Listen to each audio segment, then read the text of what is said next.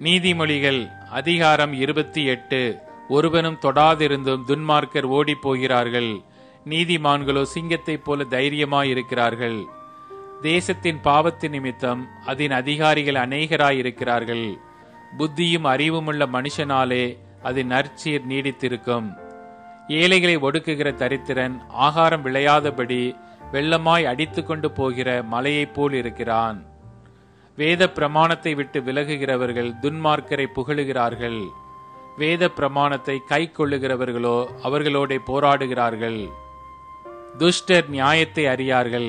கர்த்தரை தேடுகிறவர்களோ சகலத்தையும் அறிவார்கள். இரு வழிகளில் நடக்கிற திரியாவரக்காரன் ஐஸ்வர்யவானாய் இருந்தாலும் நேர்மையாய் நடக்கிற தரித்திரன் அவனிலும் வாசி. வேத பிரமாணத்தை கை கொள்ளுகிறவன் விவேகமுள்ள புத்திரன். போஜன பிரியருக்கு தோழனாய் இருக்கிறவனோ தன் தகப்பனை அவமானப்படுத்துகிறான். அநியாய வட்டியினாலும் ஆதாயத்தினாலும் தன் ஆஸ்தியை பெருக பண்ணுகிறவன் தரித்திரர் பேரில் இறங்குகிறவனுக்காக அதை சேகரிக்கிறான். வேதத்தை கேளாதபடி தன் செவியை விலக்குகிறவனுடைய ஜெபமும் அருவருப்பானது. உத்தமர்களை மோசப்படுத்தி பொல்லாத வழியிலே நடத்துகிறவன் தான் வெட்டின குழியில் தானே விழுவான். உத்தமர்களோ நன்மையை சுதந்தரிப்பார்கள். ஐஸ்வர்யவான் தன் பார்வைக்கு ஞானவான். புத்தியுள்ள தரித்திரனோ அவனை பரிசோதிக்கிறான். நீதிமான்கள் களி கூறும்போது மகா கொண்டாட்டம் உண்டாகும்.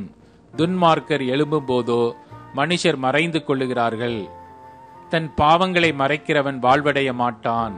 அவைகளை அறிக்கை செய்து விட்டு விடுகிறவனோ இரக்கம் பெறுவான். எப்பொழுதும் பயந்திருக்கிறவன் பாக்கியவான். தன் இருதயத்தை கடினப்படுத்துகிறவனோ தீங்கில் விழுவான். ஏழை ஜனங்களை ஆளும் துஷ்ட அதிகாரி கெர்ச்சிக்கும் சிங்கத்துக்கும் அலைந்து திரிகிற கரடிக்கும் ஒப்பாயிருக்கிறான்.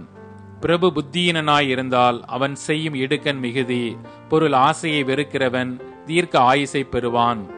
இரத்த பழிக்காக ஒடுக்கப்பட்டவன் குழியில் ஒளிக்க ஓடி வந்தால் அவனை ஆதரிக்க வேண்டாம்.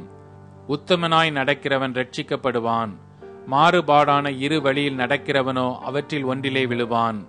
தன் நிலத்தை பயிரிடுகிறவன் ஆகாரத்தால் திருப்தியாவான். வீணரை பின்பற்றுகிறவனோ வறுமையால் நிறைந்திருப்பான். உண்மையுள்ள மனுஷன் பரிபூரண ஆசீர்வாதங்களை பெறுவான்.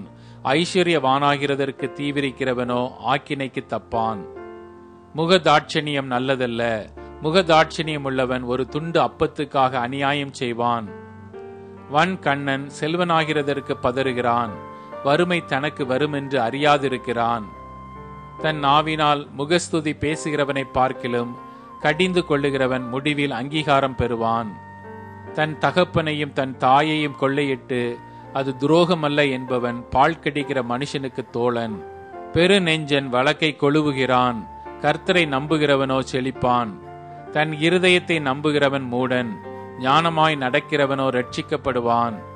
தரித்திரருக்கு கொடுப்பவன் தாழ்ச்சியடையான். தன் கண்களை ஏழைகளுக்கு விலக்குகிறவனுக்கோ அநேக சாபங்கள் வரும்.